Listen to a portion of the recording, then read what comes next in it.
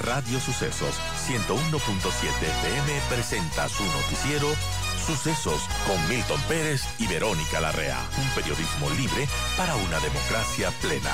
Los hechos y las opiniones de los sucesos que marcan nuestro tiempo.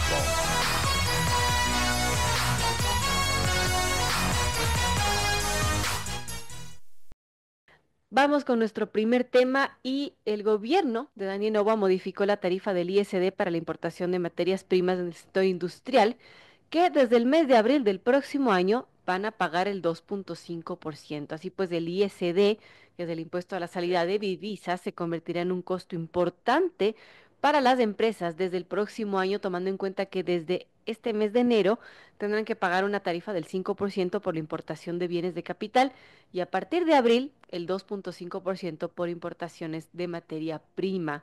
Actualmente las empresas pagan una tarifa del 5% del ISD por la importación de bienes de capital, materias primas e insumos, pero tienen derecho hasta este año nada más a deducir este impuesto como crédito tributario para el pago del impuesto a la renta, por lo que esto pues, no ha tenido mucho impacto al final del día. Sin embargo, hay un fallo de la Corte Constitucional del mes de noviembre del 2023 en donde menciona que este crédito tributario solo puede regir hasta el 31 de diciembre de este año, de este 2024, y ahí es cuando se complican las cosas.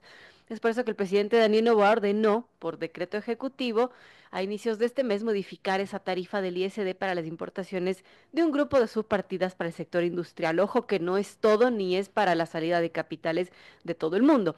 Así pues, para las subpartidas del sector industrial queden 0% para el sector farmacéutico y 2.5% para el resto de los sectores productivos y esto será a partir de abril. Así pues, según los considerandos del decreto, esta medida permitirá apoyar en algo al sector productivo, evitando los costos adicionales relacionados con materias primas. Esto pues producto de lo que comentábamos, la sentencia de la Corte Constitucional que eliminó este crédito tributario del que podían beneficiarse las empresas y que solamente va a regir hasta diciembre de este año. El cambio de tarifa, como sabemos, solo va a aplicar para materias primas y no se hace más referencia a bienes de capital ni insumos en el decreto ejecutivo. Estamos con la experta Andrea Moya, experta en derecho tributario. Gracias, Andrea, por acompañarnos en esta mañana. Y bueno, cuéntanos un poco qué impacto va a tener en el día a día para las empresas el hecho de que el gobierno haya modificado la tarifa del ISD para la importación de materias primas en el sector industrial. Desde abril pagarán 2.5%, pero desde enero pagan el 5% del ISD. ¿Cómo esto impacta? Ya no habrá ese crédito tributario que solamente regirá para diciembre de este año.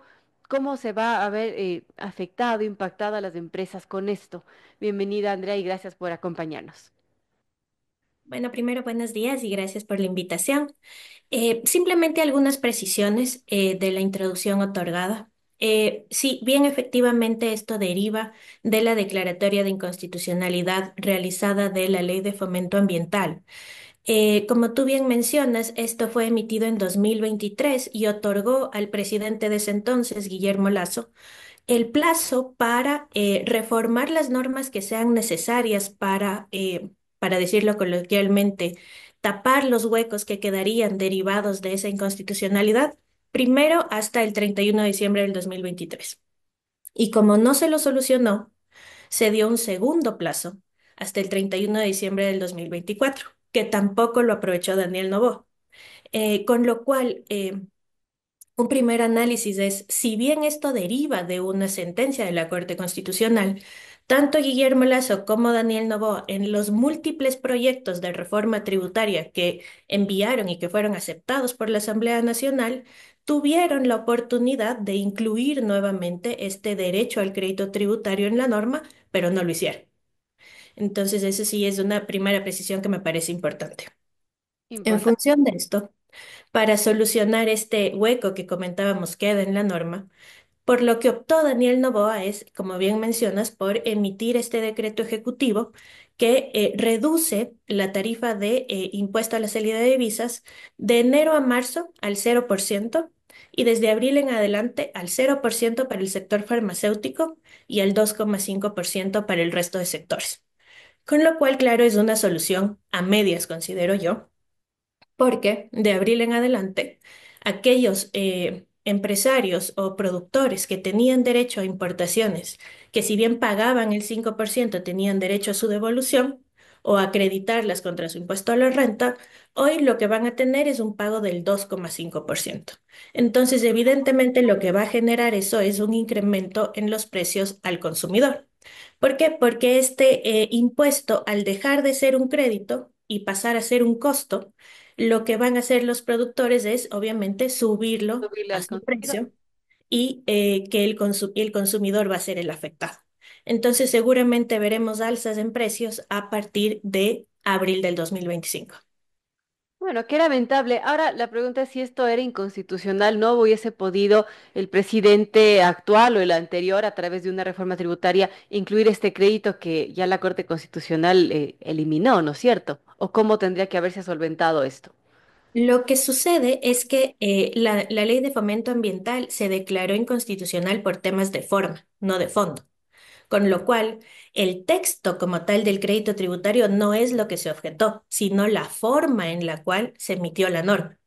Con lo cual, en cualquiera de las reformas, como decía, propuestas y aceptadas de tanto Guillermo Lasso como Daniel Noboa, se pudo haber incluido nuevamente el crédito tributario. Bueno, importante esa aclaración. Ahora, la medida que pone el presidente a través de este decreto ejecutivo, si bien hay esta nueva tarifa del impuesto a salida de divisas del 2,5, que es la mitad del valor actual, que regirá en 2025 para la importación de materias primas esenciales para la industria nacional, no incluye a los bienes de capital como maquinaria y equipos que también se requieren para la producción. Estos productos, como ya mencionábamos, pagarán el 5%. ¿Usted cree que debió incluirse también el tema de maquinaria y equipos también? Sí, correcto. Es decir, lo que busca o lo que buscaba el crédito tributario es no afectar la producción local. Con lo cual, ¿qué necesita la producción local? Evidentemente, materia prima que no se encuentra en Ecuador Claro. y maquinaria que tampoco se produce en Ecuador. Con lo cual, si a la maquinaria nuevamente le sujetas a un 5% de ISD, le complicas a la producción nacional porque necesita comprar eso afuera. Es decir, no es que puede escoger de proveedores ubicados en Ecuador porque no los hay. Con lo cual, nuevamente, se complicas al productor que necesita esa maquinaria para realizar sus productos. Ahora, sí, vale la pena aclarar que todavía estamos a la espera de la emisión de esos listados, ¿no es cierto? Y siendo 20 de diciembre, solamente quedan 10 días para que se emitan y se conozcan esos listados. Y nuevamente le pones al productor en una circunstancia compleja porque no puede organizar adecuadamente su 2025, establecer qué precios debería cobrar en 2025 si todavía no conoce a qué tarifa de impuesto a la salida de divisas se van a sujetar estos bienes que todavía no están listados. Claro, importante, debería ya salir esa lista, ¿no? Porque imagino que muchos productores están esperando eso para hacer sus compras. Bueno, eso en cuanto al ISD, y ya lo menciona Andrea Moya, va a impactar lamentablemente en el costo final de los productos, que, como sabemos, se va a traducir en eso, ¿no? Y que los consumidores son los que vamos a pagar a la final este incremento. Otro tema importante, Andrea, es lo que va a pasar en 2025, porque, bueno, el gobierno de Daniel Noboa prevé cerrar este año con una recaudación de impuestos que se trata de un récord. Ha mencionado el SRI que más o menos será unos 20.000 millones de dólares. Y sí, eso es positivo, pero la pregunta es qué va a pasar con el 2025, que ya no habrá ciertos impuestos temporales que sí que se pusieron en este año y que hicieron que se dispare esa recaudación. Por ejemplo, la condonación tributaria, el impuesto para la banca, las cooperativas con utilidades que ya no dejarán ingresos al Estado en el próximo año. En ese sentido, bueno, ¿qué debería pasar en el 2025?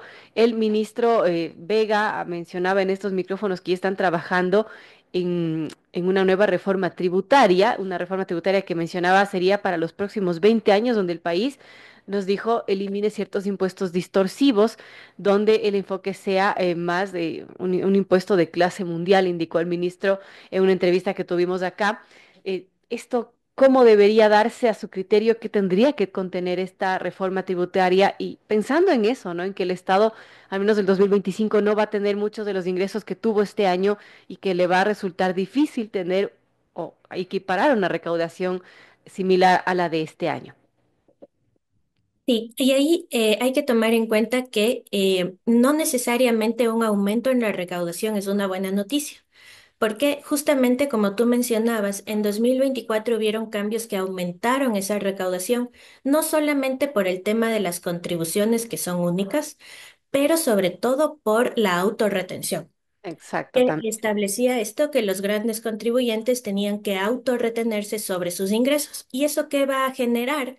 Va a generar un impuesto excedente que los grandes contribuyentes fueron pagando mes a mes y que podrán recuperar en abril.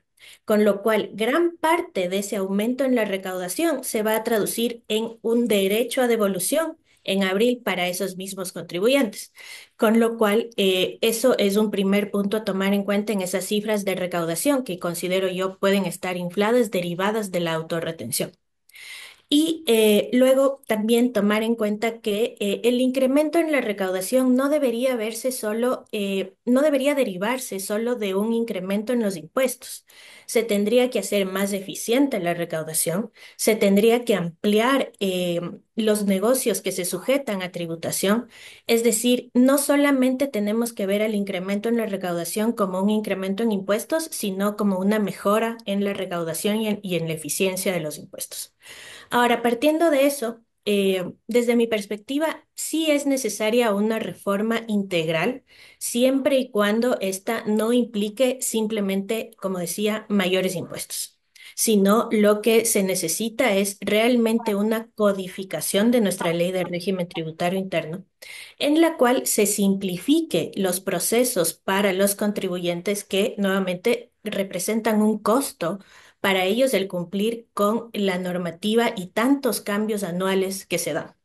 Con lo cual, aplaudo la iniciativa de hacer una reforma que pretenda durar 20 años, siempre y cuando se permita a los actores aportar a esa reforma. Es decir, que se escuche a los empresarios, se escuche a las personas, se escuche a los consumidores y en función de eso se simplifique el sistema tributario que tenemos actualmente.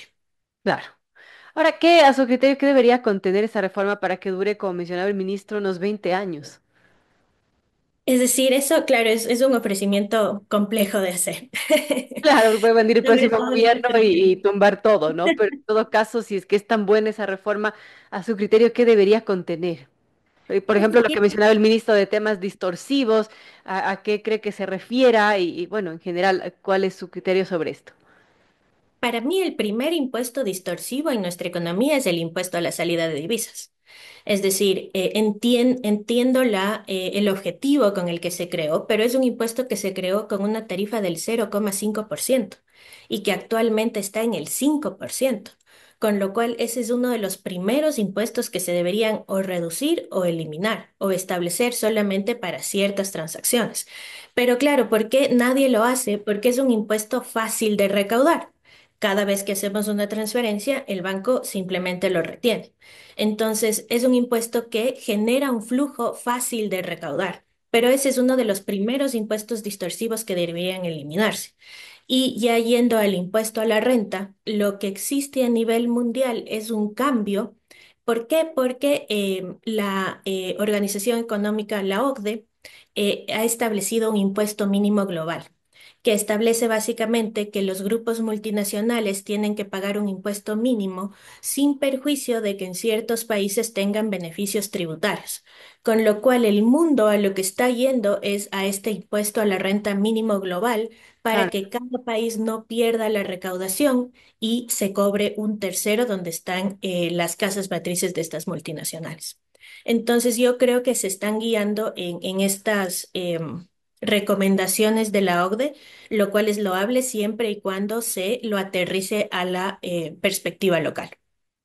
Bueno, importante esto, ¿cómo cree que el gobierno podrá cubrir esos huecos que deja estos impuestos temporales y que no va a tener en 2025? ¿Cree que nos suba qué, por ejemplo? Me imagino que el IVA se va a mantener como está. ¿Qué otras cosas podría hacer? Realmente, a menos de que emita una norma que establezca nuevas contribuciones, no hay mucho espacio para moverse. Por cualquier reforma, por ejemplo, realizada al impuesto a la renta que se emite en 2025 sería aplicable a partir de 2026.